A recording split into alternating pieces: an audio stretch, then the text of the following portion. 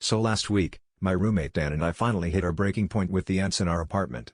I'm not talking about the occasional stray, these little guys had maps, schedules, probably a group chat. I came home one night to find Dan staring at a trail of ants with the kind of intensity usually reserved for chess grandmasters.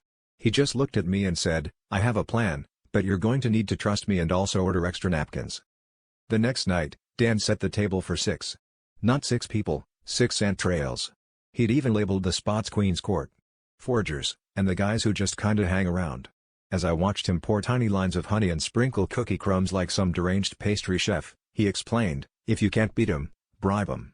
By the time dinner rolled around, we had a full-blown ant banquet in our kitchen. I tried to ignore it and focus on my pasta, but Dan kept giving toasts to our distinguished guests, and I'm pretty sure at least one ant was double-dipping. Things went south around dessert. I heard a weird rustling, then suddenly the ants formed a circle and started doing what I can only describe as a tiny protest. One of them, a particularly beefy-looking ant who Dan later insisted was Greg, climbed onto a sugar cube and produced a list of demands. More crumbs. Shorter commute between the fridge and the counter. Dental plan. Dan, ever the negotiator, tried offering them a raise in the form of powdered sugar, but Greg just crossed 4 of his 6 arms and said, "We're not leaving until we get a fair shake." Long story short, the ants unionized, Dan's now technically in arbitration with the colony, and I'm out $40 for their negotiation snacks.